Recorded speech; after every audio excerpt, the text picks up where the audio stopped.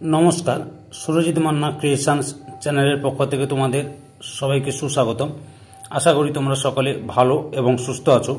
আমি তোমাদের জন্য এই ভিডিওটিতে তুলে ধরছি 2025 সালের ক্লাস 6-এর রায় ও মার্টিন প্রশ্ন বিচিত্রা থেকে ভূগোলের এক সেট প্রশ্নপত্রের সম্পূর্ণ সমাধান করছি থার্ড ইউনিট টেস্ট তথা ফাইনাল পরীক্ষার জন্য।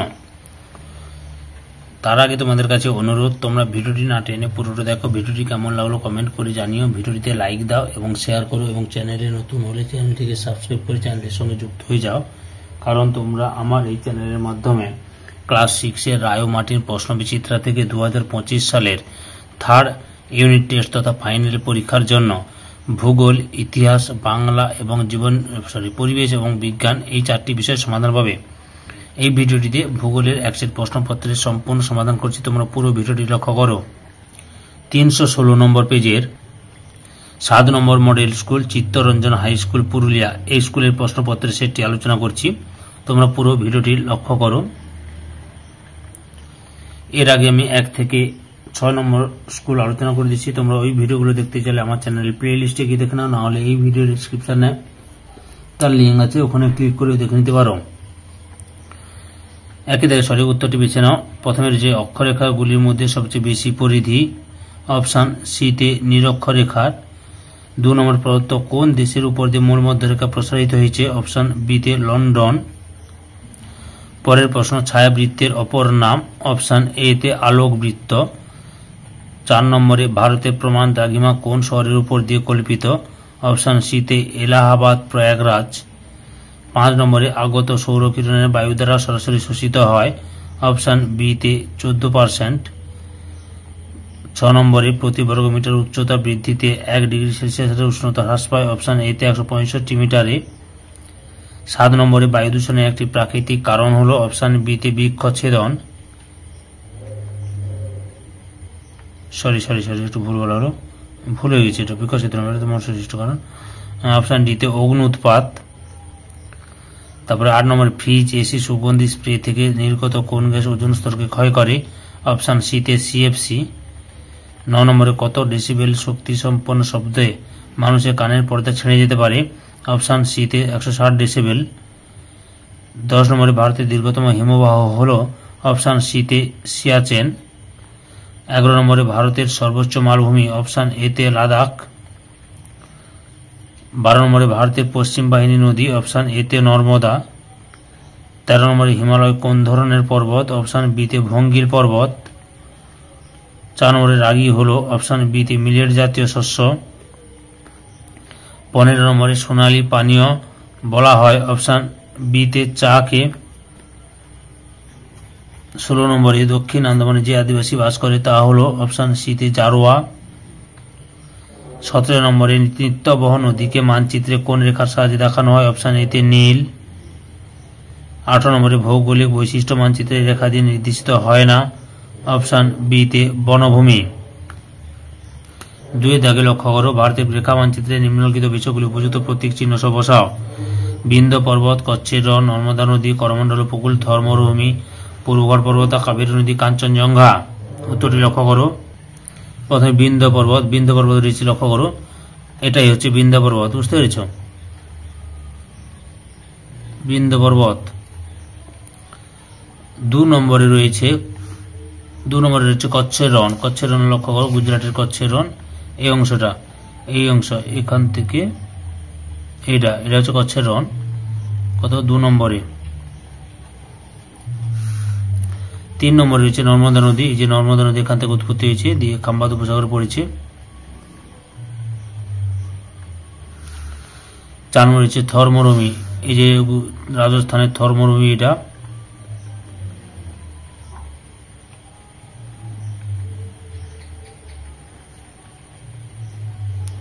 4 নম্বরে থর মরুভূমি। 5-এ রয়েছে পূর্বঘাট পর্বত, লক্ষ্য করো, এই যে এখান থেকে পূর্বঘাট পর্বত শুরু হয়েছে এত পর্যন্ত, এটা হচ্ছে 5 নম্বরে পূর্বঘাট পর্বত, বিচ্ছিন্ন অবস্থিত। তারপরে 7 নম্বরে কাবেরী নদী, 6 নম্বরে কাবেরী নদী, এই যে এখান থেকে উৎপত্তি লাভ করেছে, গিয়ে বঙ্গোপসাগরে পড়েছে কাবেরী নদী। তারপরে 7 নম্বরে করমণ্ডল উপকূল, এটা করমণ্ডল উপকূল। করমণ্ডল উপকূল,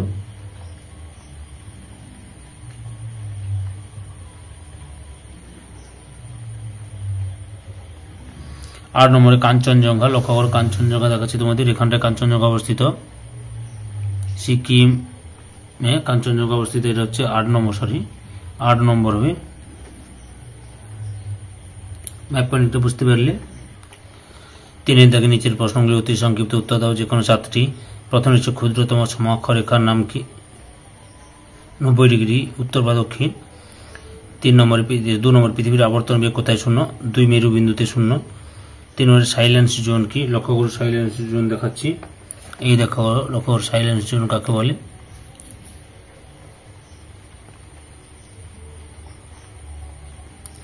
লাক্ষাদ্বীপ কি ধরনের দ্বীপ? প্রবাল দ্বীপ।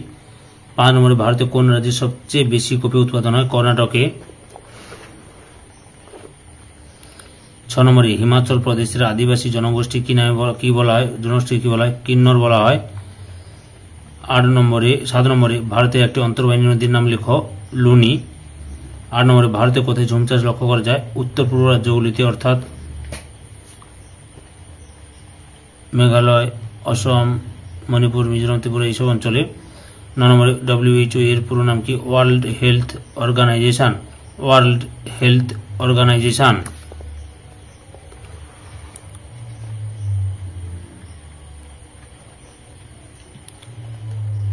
4 দাগে শূন্যস্থান পূরণ করো যে কোনো 5টি।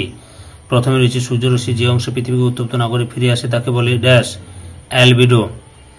2 নম্বরে উষ্ণ বায়ু সমন্বিত এলাকায় বায়ুর ড্যাশ চাপ বিরাজ করে? নিম্নচাপ বিরাজ করে। 3 নম্বরে বায়ু দূষণের ফলে পৃথিবীর গড় উষ্ণতা বৃদ্ধি পাওয়াকে বলা হয় ড্যাশ, বিশ্ব উষ্ণায়ন বা গ্লোবাল ওয়ার্মিং। 4 নম্বরে ড্যাশ প্রণালী ভারত শ্রীলঙ্কাকে বিচ্ছিন্ন করেছে? পক প্রণালী। 5 নম্বরে পৃথিবীর বৃহত্তম নদী মধ্যবর্তী দ্বীপ হল ড্যাশ, মাজুলি। 6 নম্বরে মানচিত্র অঙ্কন বিদ্যাকে বলা হয় ড্যাশ, কার্টোগ্রাফি।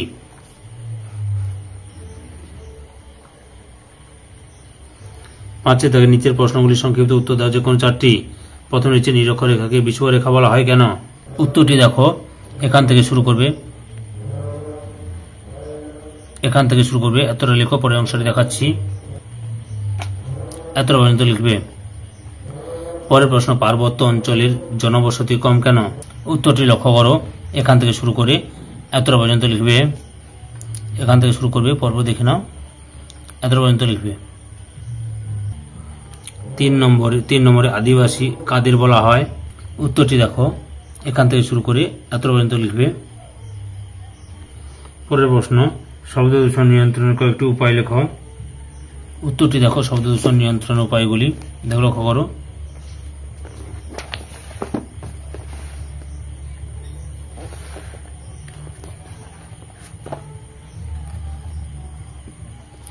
দিল্লির সঙ্গে কলকাতার জলবায়ুর পার্থক্য কোথায়?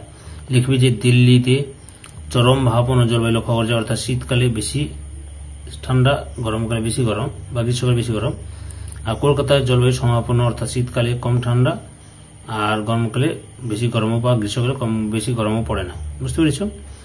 6 নম্বরে দাবানল কি?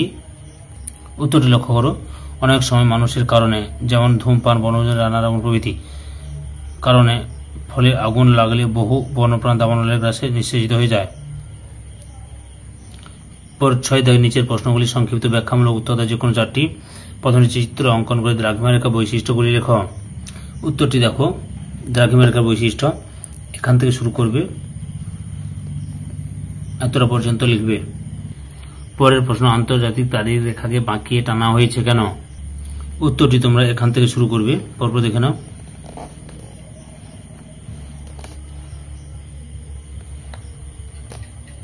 এতটা পর্যন্ত লিখবে। বাড়িতে কি কিভাবে বায়ু দূষিত হয়? উত্তরটি দেখো, এখান থেকে শুরু করবে,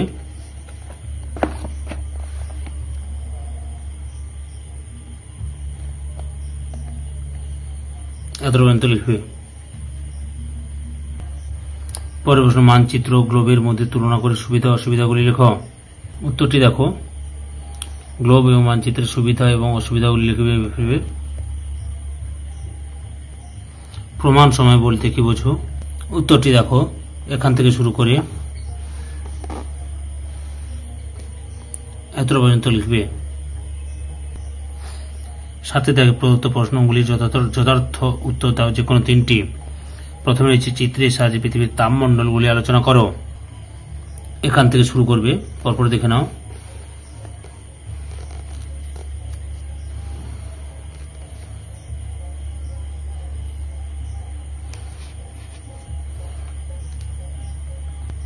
পরপর দেখো।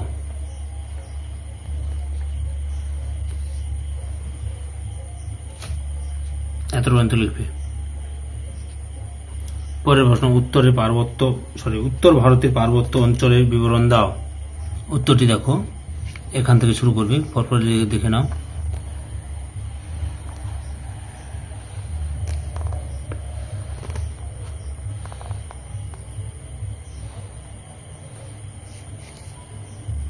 এত পর্যন্ত লিখবে। 3 নম্বর, সবুজ বিপ্লব বলতে কি বোঝো? উত্তরটি লক্ষ্য করো, এখান থেকে শুরু করে এতটা লিখবে। সবুজ বিপ্লব বলতে কি বোঝো? কোন ফসলের ক্ষেত্রে এই বিপ্লব দেখতে পাওয়া যায়? গম লিখবে। কি লিখবে? গম। সবুজ বিপ্লবের ফলাফল কি হয়েছিল? প্রভাব বা ফলাফলটি দেখো, এখান থেকে শুরু করে এতটা লিখবে। এই ভিডিও লাস্ট প্রশ্ন, চারিদিকে বায়ু দূষণ নিয়ন্ত্রণের উপায়গুলি কি কি? উত্তরটি দেখো, এখান থেকে শুরু করবে। মোট 6টি পয়েন্ট, 6টি পয়েন্ট দেখাচ্ছি তোমাদের।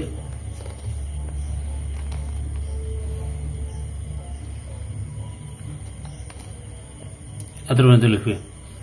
317 নম্বর পেজের 8 নম্বর মডেল সেট হেয়ার স্কুল, এই স্কুলের প্রশ্নপত্রের সেটটি সম্পূর্ণ সমাধান করছি। এর আগে আমি 1 থেকে 7 নম্বর স্কুল আলোচনা করে দিয়েছি।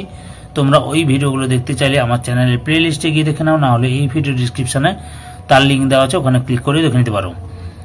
প্রথমে রয়েছে প্রদত্ত ভারতের রেখা মানচিত্রে বিষয়গুলি উপযুক্ত প্রতীক নাম সহ চিহ্নিত করো। রয়েছে হিমালয়ের দক্ষিণতম পর্বতমালা, এটা শিবালিক হবে। দক্ষিণ ভারতের দীর্ঘতম নদী গোদাবরী। মালাবার উপকূল, ক্রান্তীয় অতি আর্দ্র জলবায়ু, উপকূলীয় ম্যানগ্রোভ অরণ্য। ম্যাপ পয়েন্টিং দেখাচ্ছি, তোমরা পুরো ভিডিওটি লক্ষ্য করো। হিমালয়ের দক্ষিণতম পর্বতমালা শিবালিক, লক্ষ্য করো, শিবালিক দেখাচ্ছি তোমাদের। এটা শিবালিক পর্বতমালা এরকম অবস্থান করছে। শিবালিক পর্বতমালা 1 নম্বরে। 2 নম্বরে রয়েছে দক্ষিণ ভারতের দীর্ঘতম নদী গোদাবরী।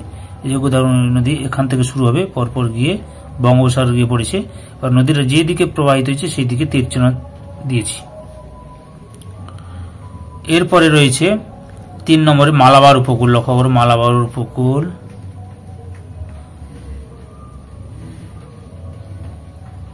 এই যে মালাবার উপকূল দক্ষিণ ভারতের, এটা হচ্ছে ভারতের পশ্চিম উপকূলের মালাবার উপকূল, কেরালায় অবস্থিত মালাবার উপকূল। এটা কত নম্বরে?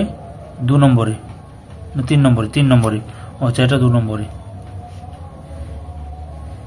এটা 2 নম্বরে, এটা 3 নম্বরে। 4 নম্বরে রয়েছে ক্রান্তীয় অতি আর্দ্র জলবায়ু, লক্ষ্য করা হয়েছে। এখান থেকে ক্রান্তীয় অর্থাৎ পশ্চিমঘাট পর্বতের পশ্চিম ঢালে, পশ্চিমঘাট পর্বতের পশ্চিম ঢালে হচ্ছে ক্রান্তীয় অতি আর্দ্র জলবায়ু লক্ষ্য করা যায়। বুঝতে পেরেছো তোমরা? পুরোটা সব মালাবার উপকূলও থাকবে, বুঝতে পেরেছ? এটা হচ্ছে আর্দ্র অতি ক্রান্তীয় জলবায়ু। 5 নম্বরে রয়েছে উপকূলীয় ম্যানগ্রোভ অরণ্য। চলে যাও উপকূলীয় ম্যানগ্রোভ অরণ্য, সুন্দরবন দেখাবো আমরা। এই সুন্দরবন, এটা ম্যানগ্রোভ উপকূলীয় ম্যানগ্রোভ অরণ্য 5 নম্বরে। ম্যাপ পেন্টিং দেখলে 2 এর দাগে সঠিক উত্তরটি নির্বাচন করো। প্রথমে রয়েছে বৃহত্তম অক্ষরেখা হলো অপশান বি তে নিরক্ষরেখা। 2 নম্বরে উভয় মেরু হলো অপশান ডি তে বিন্দু। 3 নম্বরে সূর্য পূর্ব থেকে পশ্চিমে আপাতভাবে সরে যাওয়াকে বলে অপশান বি তে দৈনিক আপাতগতি। 4 নম্বরে আন্তর্জাতিক তারিখ রেখা অঞ্চলে অনুসরণকারী রেখা হলো অপশান বি তে 180 ডিগ্রি দ্রাঘিমা রেখা।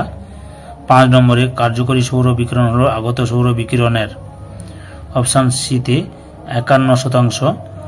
6 নম্বরে ঘনীভবন প্রক্রিয়ার প্রথমে সৃষ্টি হয় অপশান এ তে জলকণা। 7 নম্বরে প্রদত্ত যেটি বায়ু দূষণের ফলাফল নয়, অপশান বিতে ধূলিঝড়।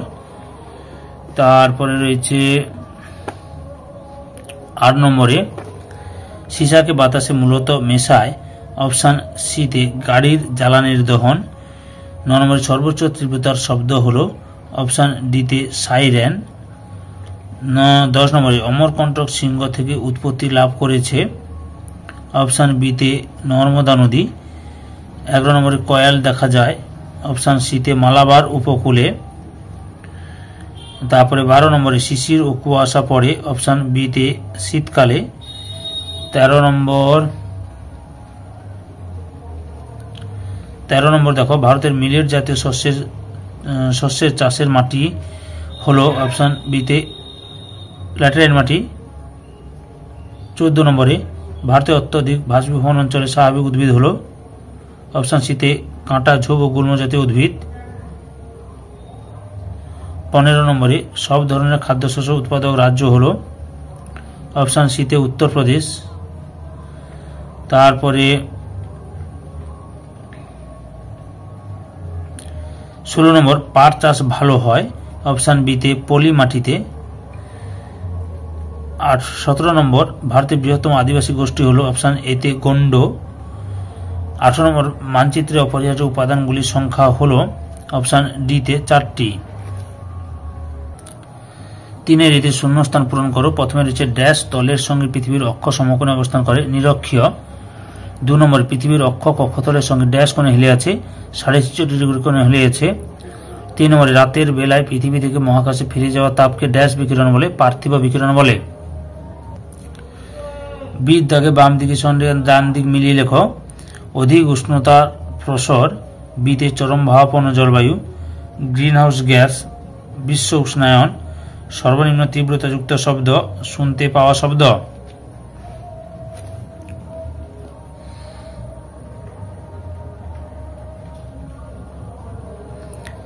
সিতে নিম্নলিখিত বিবৃতিগুলি শুদ্ধ বা অশুদ্ধ লেখ। প্রথমে রয়েছে সমুদ্র পৃষ্ঠে বায়ুর চাপ সর্বনিম্ন হয়, অশুদ্ধ। 2 নম্বর শিবালিক ও হিমালয়ের মাঝে 2 উপত্যকা অবস্থিত, শুদ্ধ। 3 নম্বর পশ্চিমের মরু অঞ্চলের নদীগুলি সমুদ্রে পৌঁছায় না, শুদ্ধ। তারপরে রয়েছে ডির দাগে নিম্নলিখিত প্রশ্নগুলি সংক্ষিপ্ত উত্তর দাও। ভুল হল। ডির দাগে নিম্নলিখিত প্রশ্নগুলি এক কথায় উত্তর দাও। প্রথমে রয়েছে ভারতের কোন উপকূলে বছরে 2 বার বৃষ্টিপাত হয়, করমণ্ডল উপকূলে।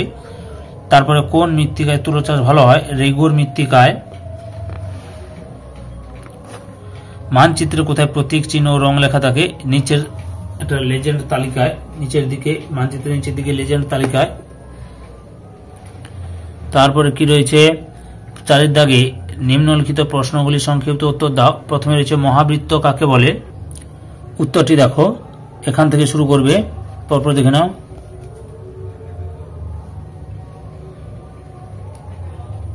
এতটা পর্যন্ত লিখবে। 2 নম্বরে স্থানীয় সময় ও প্রমাণ সময় কাকে বলে, 2 নম্বরে পশ্চিমী ঝঞ্ঝা কাকে বলে, উত্তরটি দেখো, এখান থেকে শুরু করে এতটা পর্যন্ত লিখবে। পরের প্রশ্ন, শব্দ দূষণ রোধ করার 2টি পদ্ধতি উল্লেখ করো, উত্তরটি দেখো, এই যে পরপর দেখে নাও। শব্দ দূষণ রোধ করার পদ্ধতিগুলো সবগুলো দেখাবো না, এই যে কোনো 2টি তো লিখতে হবে না।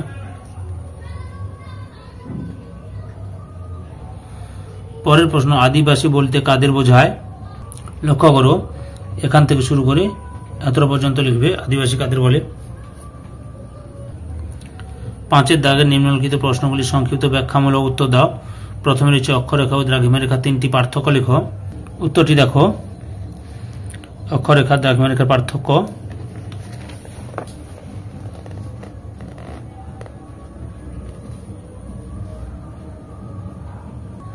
পরের প্রশ্ন, স্থানীয় সময় ও প্রমাণ সময় কাকে বলে, স্থানীয় সময় দেখো, লক্ষ্য করো, এখান থেকে শুরু করবে।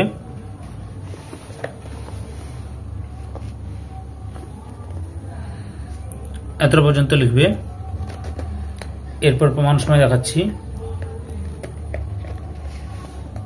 এই যে প্রমাণ সময়। উদাহরণ। এতটা পর্যন্ত লিখবে। পরের প্রশ্ন, মেঘাচ্ছন্নতা আবহাওয়া মানচিত্রে কিভাবে দেখানো হয়? এই যে লক্ষ্য করো, প্রতীক চিহ্ন, মেঘের পরিমাণ, অক্টাস, আকাশে মেঘাচ্ছন্নতা, এই চকটা তুলে ধরবে তোমরা। স্কেলের ভিত্তিতে মানচিত্রের উদাহরণ সহ শ্রেণীবিভাগ করো। উত্তরটি দেখো, স্কেল অনুসারে ছোট স্কেল মানচিত্র, বড় স্কেল মানচিত্র। ছোট স্কেল মানচিত্র আবার অ্যাটলাস মানচিত্র, দেওয়াল মানচিত্র, আন্তর্জাতিক মানচিত্র, বিমান চলাচল সংক্রান্ত মানচিত্র, নৌ চলাচল সংক্রান্ত মানচিত্র। বড় স্কেল মানচিত্র মৌজা মানচিত্র, ভূসংস্থান মানচিত্র, প্ল্যান, থানা মানচিত্র প্রভৃতি। বুঝতে পেরেছ? 6 দাগে নিচের প্রশ্নগুলি ব্যাখ্যামূলক উত্তর দাও, যে কোনো 3টি। প্রথমে রয়েছে বায়ুমণ্ডল উত্তপ্ত হওয়ার পদ্ধতিগুলির বিবরণ দাও। উত্তরটি দেখো, বায়ুমণ্ডল উত্তপ্ত হওয়ার পদ্ধতিগুলি।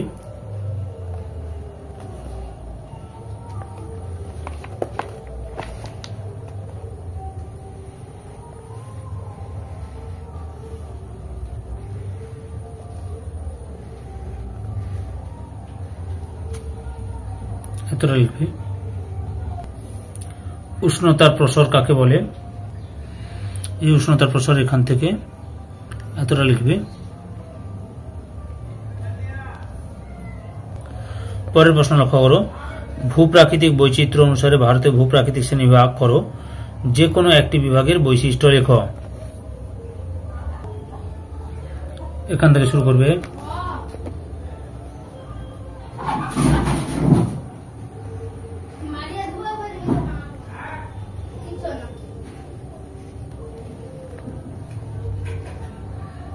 এতটা পর্যন্ত লিখবে। পরের প্রশ্ন, ভারতের জলবায়ুতে ঋতুগুলির বৈশিষ্ট্যগুলি লেখো। এখান থেকে শুরু করো, পরপর দেখে নাও, দেখাচ্ছি।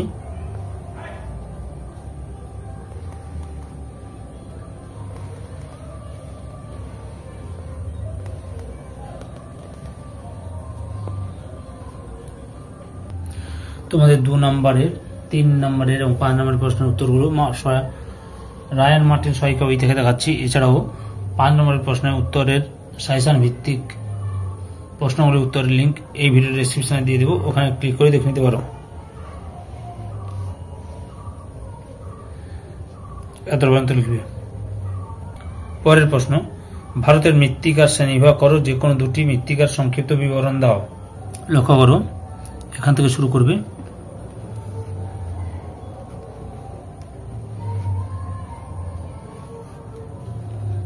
এত পর্যন্ত লিখবে। 5 দাগে ভারতের 2টি প্রধান খাদ্যশস্যের উৎপাদনের অনুকূল জলবায়ু ও মৃত্তিকার বৈশিষ্ট্য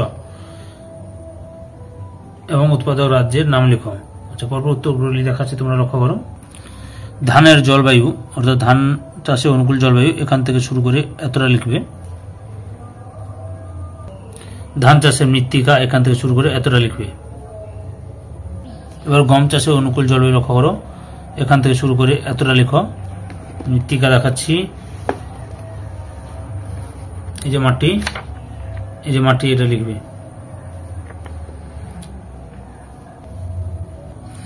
ধান উৎপাদক রাজ্য এবং গম উৎপাদক রাজ্যগুলির নাম লেখো। লক্ষ্য করো, যে ধান উৎপাদক রাজ্যগুলি হচ্ছে পশ্চিমবঙ্গ, অসম, বিহার, পাঞ্জাব, তামিলনাড়ু, উড়িষ্যা, উত্তরপ্রদেশ, মহারাষ্ট্র, কর্ণাটক। এবার গম উৎপাদক হচ্ছে উত্তরপ্রদেশ, হরিয়ানা, বিহার, পাঞ্জাব, উড়িষ্যা, রাজস্থান, মহারাষ্ট্র, জম্মু কাশ্মীর। সম্পূর্ণ ভিডিওটি দেখে আমার চ্যানেলে পাশে থাকার জন্য তোমাদের সবাইকে অসংখ্য অসংখ্য ধন্যবাদ। আজকে এই পর্যন্ত, পরবর্তী ভিডিওতে আবার দেখাবে। Tata, bye bye.